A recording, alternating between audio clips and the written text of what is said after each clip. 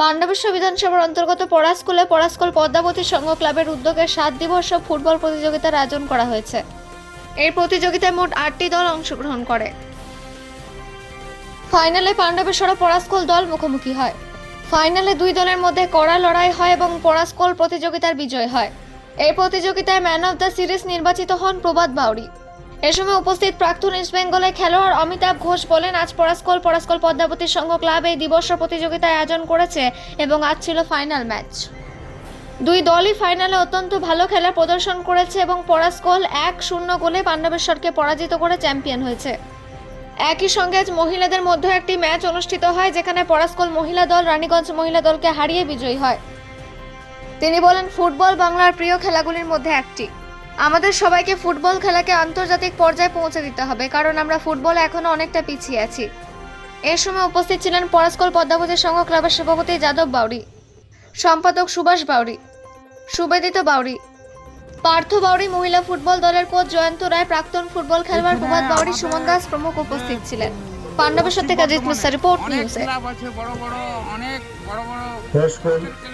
পদ্মাবতীর সঙ্গে যে কমিটি আছে সেই কমিটির সমস্ত ছেলেদের অনুরোধ, আপনারা চেয়ারগুলো লাগিয়ে দিন সামনে। ফুটবল টুর্নামেন্টটা করালে 8টা টিমের, এখানে পাবলিকও অনেক সাথ দিয়েছে। এখানে পড়াস্কুল গ্রামে খেলা প্রেমীদের সাথ দিয়েছে। আজকে আমাদের প্রাক্তন ইস্ট বেঙ্গল মোহনবাগানের প্লেয়ার এসছেন চিফ গেস্ট। টুর্নামেন্টে কে জিতেছে? হয়েছে আর রানার্স হয়েছে পাণ্ডবেশ্বর। কত টিমের খেলা ছিল? 8টা টিমের খেলা ছিল। 8টা টিমের খেলা ওই টিমের ক্যাপ্টেনের কাছে অনুরোধ, শুরু হয়েছে। আপনারা যে অবস্থায় আছেন তাদের মঞ্চের সামনে চলে আসুন। ফাইনাল খেলা হলো, তার মধ্যে পর্যাপ্ত আলো না থাকার জন্য আমরা কত গোল দিয়ে জিতেছে? প্রাইজ ডিস্ট্রিবিউশন কত গোল? শেষ করতে চাইছি।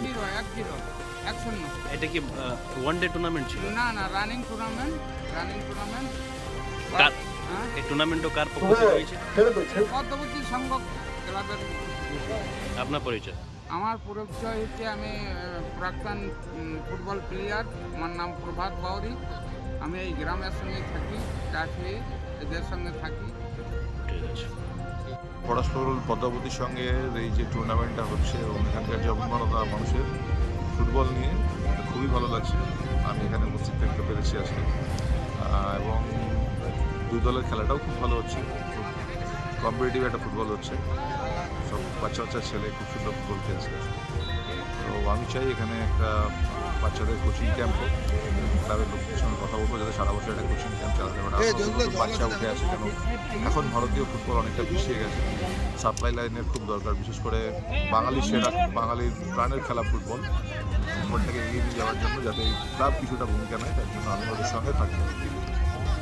প্রত্যেকটা বাচ্চাদের অভিভাবককে আমি বলবো যে দেখুন, খেলাধুলার মাঠ মানুষের শরীর তার চরিত্র গঠন করে। বিবেকানন্দ একটা কথা বলেছিলেন যে যুব সমাজকে ফুটবল খেলা উচিত। আজকে প্রযুক্তির যুগে মোবাইলটা আমাদের খুবই প্রয়োজনীয় ঠিকই, কিন্তু সেটাতে যদি আমরা নেশাগ্রস্ত হয়ে যাই সেটা কিন্তু নেক্সট জেনারেশনের জন্য একদমই ভালো না।